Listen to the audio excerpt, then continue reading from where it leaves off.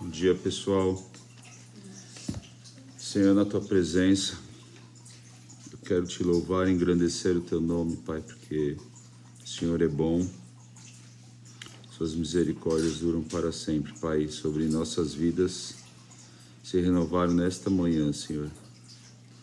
Obrigado, Pai, pelo teu amor, obrigado pela tua paz, obrigado pela tua vida, Senhor, em nossas vidas.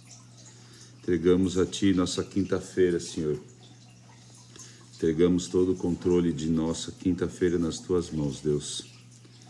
Pai, nós Te louvamos, porque estamos na primeira hora do nosso dia Te buscando, Senhor. Porque Te amamos, porque Te adoramos, porque queremos mais de Ti, Senhor. Queremos Te adorar, queremos encontrar em Ti respostas, queremos encontrar em Ti palavras, Pai, e que nossa vida, Pai, seja sustentada em Ti, Deus. Abençoa cada pessoa nesta manhã, Senhor, nessa devocional, que estejamos com o coração quebrantado para ouvir a Tua voz nessa manhã. Estejamos receptivos ao que o Senhor tem para falar conosco nesta manhã, Senhor. Eu te agradeço pela vida de cada um aqui, Senhor. Te agradeço por esse momento. Pai, em nome de Jesus, eu entrego também este projeto 1615 nas Tuas mãos, Senhor. Porque sei que o Senhor está no controle de tudo, o Senhor está nos dirigindo, nos direcionando, e que no Senhor nós faremos obras maiores, Pai, para a Tua honra e para a Tua glória. Abençoa aquela sala de podcast onde saem dali palavras de bênção, palavras referentes ao Teu amor, à Sua pessoa. E abençoa também este projeto, Pai, que é um braço 1615, que é esta devocional, Senhor. Te louvo por essas pessoas que estão Te buscando junto comigo, Senhor. Pai, que possamos juntos crescer em unidade, possamos juntos ter a Tua presença, possamos cada um ajudar aqui, Senhor, aos outros, Deus, e termos o Senhor como principal ajudador nosso, Deus. No nome de Jesus, eu Te agradeço e Te louvo por esse momento. Fala conosco, Pai, que tudo que for sair da minha boca seja do Teu Espírito Santo, Pai, seja guiado por Ti, Senhor, e não pelo Fábio. É o que eu Te louvo e Te agradeço no nome de Jesus. Amém.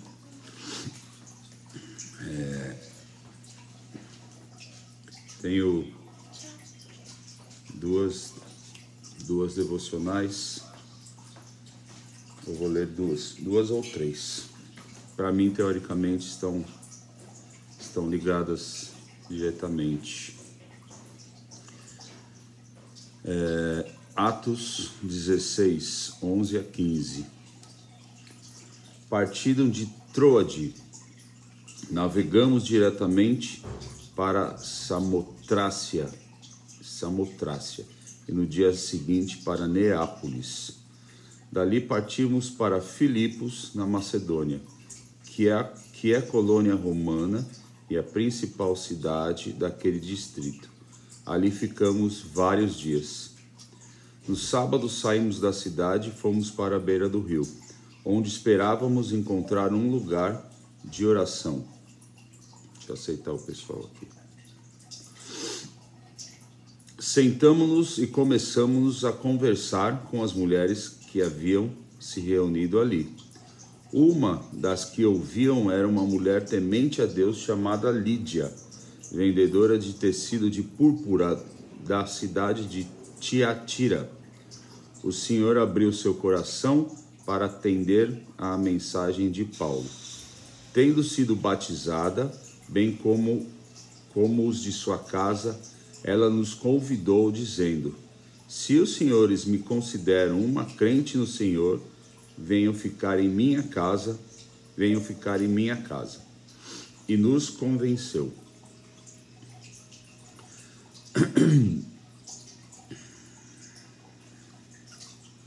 A conversão de Lídia. Um dos perigos da caminhada cristã é conhecer as informações sobre Jesus em nossa mente, mas não deixar que elas alcancem e transformem nosso coração. Podemos estudar a palavra além do nosso próprio nível de obediência e ser inundados com conhecimento, que não se transforma em sabedoria aplicada. É somente quando há uma aplicação da informação que ocorre o verdadeiro aprendizado e transformação. Na passagem de hoje, somos apresentados a Lídia, que estava com seus amigos, buscando fielmente e orando a Deus no sábado. Enquanto estava sendo fiel a Deus, ela encontrou o apóstolo Paulo, que estava com seus amigos fora da Macedônia.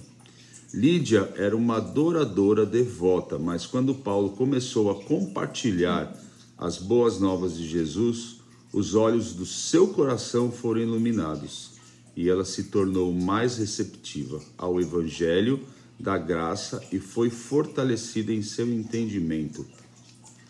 O versículo 14 nos diz: o Senhor abriu seu coração para atender a mensagem de Paulo. Na língua original, a palavra abriu significa ampliar o que antes estava firmemente fechado. Para desencadear um desejo mais profundo de aprender mais e mais sobre o que foi revelado a uma pessoa. O coração de Lídia se abriu e o mesmo pode acontecer conosco. Quando Jesus responde ao nosso clamor para conhecê-lo mais, à medida que ele se revela a nós, devemos ser receptivos ao que o Senhor nos pede para fazer e estar abertos para transformação pessoal. Quando pedimos que ele fale conosco, devemos estar dispostos a obedecer. Assim como um peixe não pode viver sem água, e assim como uma pessoa não pode viver sem ar, um cristão não viverá muito tempo sem louvor e adoração. Vou ler de novo isso, hein? Assim como o peixe não pode viver sem água, e assim como uma pessoa não pode viver sem ar, um cristão não viverá muito tempo sem louvor e adoração. São a nossa respiração. Uma coisa é adorar e orar porque sabemos que devemos fazer. Outra coisa é adorar e orar porque recebemos uma revelação da magnitude, da grandeza de quem adoramos. Aqui diz, né, que uma coisa é a gente orar e adorar quando a gente faz por obrigação, mas quando a gente conhece a Cristo e sabe da magnitude, da grandeza dele, como diz aqui, de quem adoramos, a gente faz de modo diferente, né? Muitas vezes, quando a gente está quebrantado de coração, a gente faz isso, mas muitas vezes a gente faz mais que por obrigação, né? Muitas vezes a gente pode até realmente fazer por obrigação, mas aqui ele está dizendo, a gente precisa conhecê-lo e saber que é como se fosse o ar que nós respiramos, de ter que adorar, né? Ou adorá-lo e o louvá-lo pelo que ele é, não pela uma obrigação, né? Isso que é o melhor de tudo. Hoje, peça a Jesus que abra seu coração para uma compreensão mais profunda e para um desejo maior de aprender mais sobre o Rei, seu reino e sua justiça, para que você possa viver de acordo com a vontade e o caminho de Deus. Hoje, peça a Jesus que abra seu coração para uma compreensão mais profunda e para um desejo maior de aprender mais sobre o Rei, seu reino e sua justiça, para que você possa viver de acordo com a vontade e o caminho de Deus. Muitas vezes a gente acaba indo para Deus, né? É o que eu falei já uma vez. Muitas vezes a gente vem a Deus porque alguma situação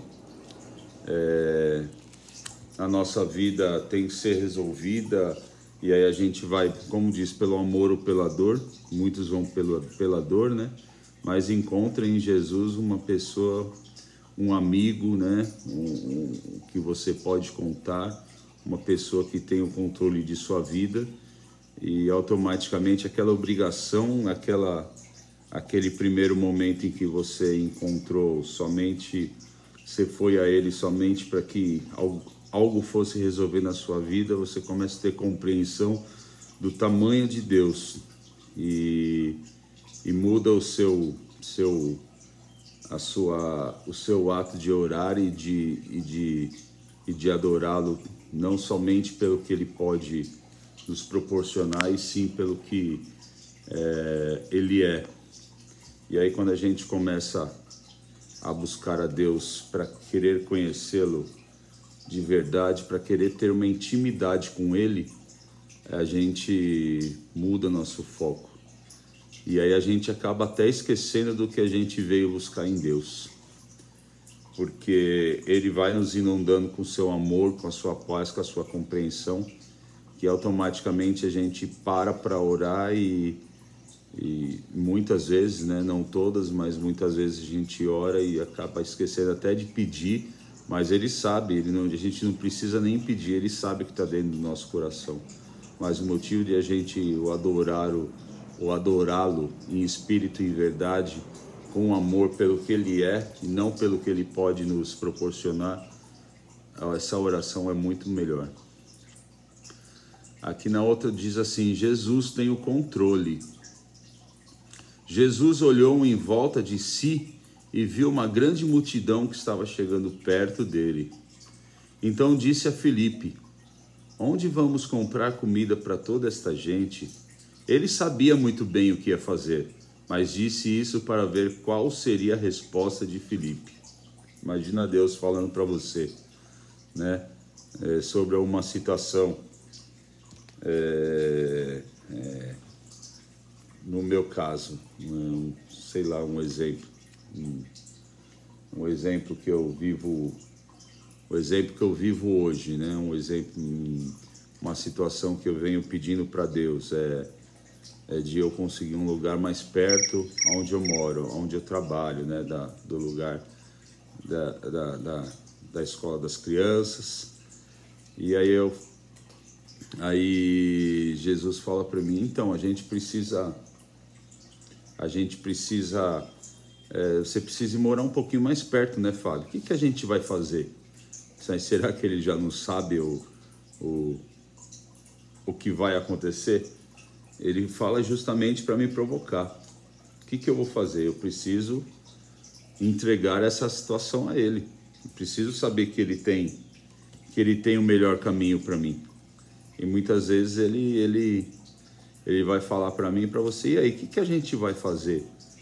E muitas vezes a nossa resposta tem que ser: Senhor, eu vou te adorar e te louvar e saber que o Senhor tem o melhor para mim. Saber que o Senhor tem a melhor direção, né? Porque muitas vezes a gente quer fazer as coisas no lugar de Deus, a gente quer dar uma ajudinha para Deus, né? Aí aqui continuando diz: quero iniciar esta reflexão afirmando: calma, Jesus sabe o que está fazendo. Muitas vezes somos pegos de surpresa. O que vemos à nossa frente é o grande desafio e enxergamos a impossibilidade. Espera um pouquinho. Filho, senta lá que eu já vou acabar aqui. Senta lá, eu já vou acabar aqui e já te pego, tá bom? Senta lá no sofá. Muitas vezes somos pegos de surpresa. O que vemos à nossa frente é um grande desafio e enxergamos a impossibilidade de se enfrentar. Mas quando sabemos quem está do nosso lado, não precisamos ficar com medo e nem com dúvida se vamos conseguir vencer ou não, pois onde Jesus está sob controle. Isso aqui é muito bom, isso aqui é muito bom. Vou ler de novo. Muitas vezes somos pegos de surpresa. O que vemos à nossa frente é um grande desafio. Eu acredito que todos têm um grande desafio aqui. E enxergamos a impossibilidade de enfrentar. Mas quando sabemos quem está do nosso lado, não precisamos ficar com medo e nem com dúvida se vamos conseguir vencer ou não. Pois onde Jesus está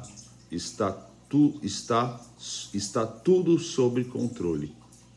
Ele perguntou para Filipe, para ver se tinha noção de quem estava com ele.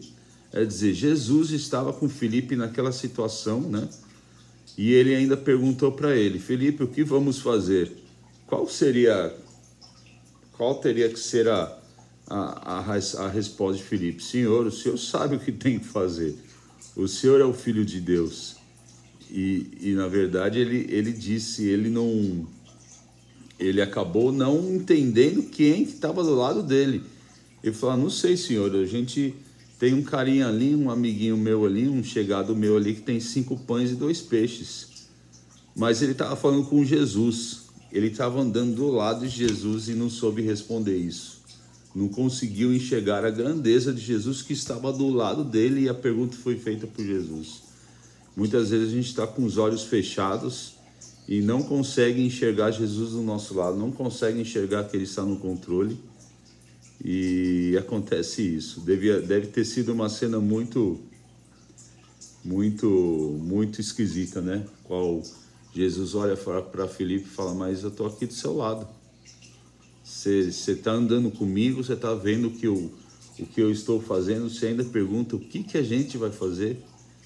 Né? Deve ser esquisito, porque ele poderia falar, não sei, Senhor. O Senhor sabe se o Senhor é capaz de fazer as pessoas andarem, do cego enxergar, expulsar demônios, o Senhor não vai saber o que fazer? E ele, na verdade, não respondeu isso. Para continuar depois aqui, ele perguntou para Filipe, para ver se ele tinha noção de quem estava com ele. Olha isso. Os discípulos sempre estavam afirmando que Jesus era Filho de Deus, mas diante das dificuldades esqueciam que ele podia tudo. Olha isso. Os discípulos andavam com ele.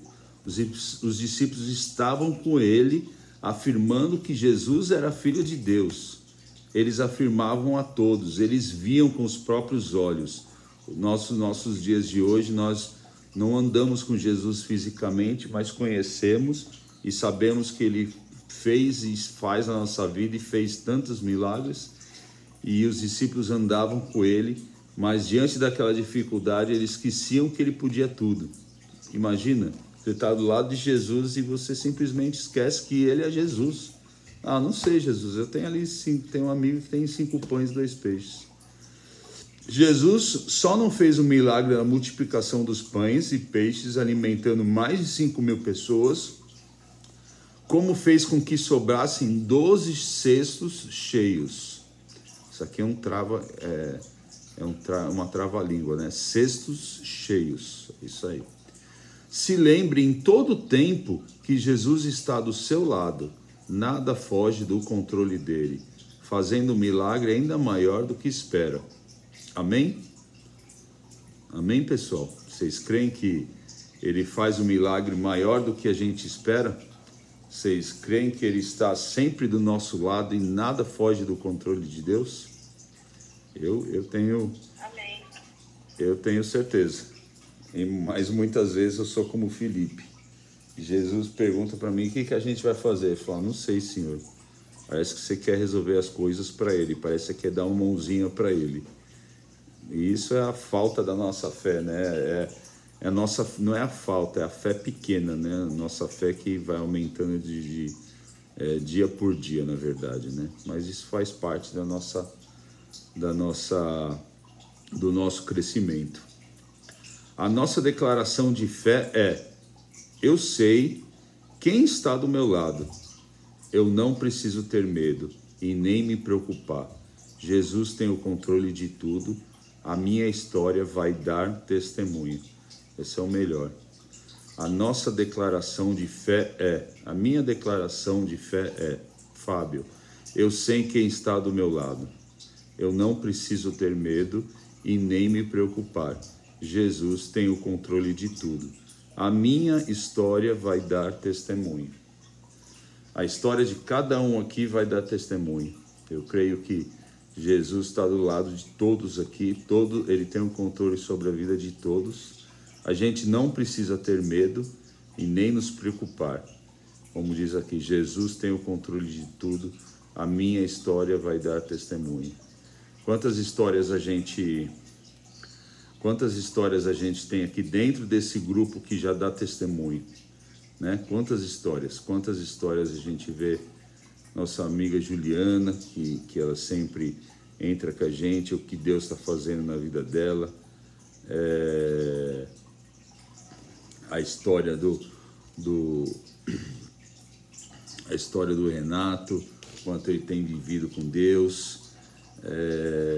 História do Júlio, né? A história do Murilo, né? Acho que todos aqui têm algo particular com Deus. A história da Érica, que está aqui hoje, minha esposa, que o médico desenganou ela dizendo que ela não poderia ter filho, que ela tinha um probleminha, e graças a Deus, Deus concedeu essa bênção para nós. Quantos testemunhos nós temos aqui? Quantos testemunhos aqui? A história do Haroldo, né? A história da minha mãe. Eu creio que todos aqui têm um testemunho que a vida já é um testemunho. Então o que a gente precisa é confiar. A gente precisa crer que Deus está no controle, por mais que Ele esteja do nosso lado e Ele faça essa pergunta, né? Ô Renato, a gente tem essa situação aqui, o que a gente vai fazer? E muitas vezes, se a gente estiver no meio do olho do furacão, o Renato vai falar, não sei, Senhor, acho que o que a gente vai fazer? E aí, quando você se pega, você está falando para Jesus, o que a gente vai fazer? Na verdade, a nossa resposta, né? A minha resposta e a dele, e a de todos aqui, fala, não sei, Senhor, o Senhor tem o controle de tudo, o Senhor sabe todas as coisas, o Senhor sabe o que tem que ser feito, né? E muitas vezes ele fala isso para nos provar, para saber se a gente está entendendo quem é que está do nosso lado, porque por mais que muitas vezes a gente entra aqui 6:30 da manhã, a gente busca Deus, a gente conversa, a gente vem buscando aqui há tempos, muitas vezes na hora da nossa dificuldade diária, cada um tem sua dificuldade diária, a gente esquece que Deus, na verdade a gente esquece mesmo, eu falho por mim, a gente esquece que Jesus está do nosso lado, que Ele tem o controle até do nosso descontrole. E muitas vezes a gente esquece e fala, o que vai acontecer? E na verdade, o que a gente tem que fazer é parar e orar, falar, Senhor, o Senhor sabe da minha limitação, o Senhor sabe essa situação que está acontecendo agora, e tudo está no seu controle, Senhor. Venha sobre mim, venha sobre essa situação, me mostre a saída. E muitas vezes a gente se desespera com Jesus do nosso lado, mas isso é normal, a gente está aprendendo, isso não é anormal, isso faz parte do nosso crescimento. Aqui em Hebreus 11, 8 a 11 diz assim, deixa eu ver se é isso mesmo, Hebreus 11, 8 a 11.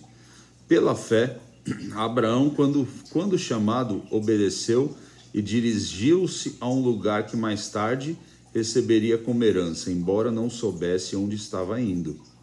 Pela fé, peregrinou na terra prometida como se estivesse em terra estranha.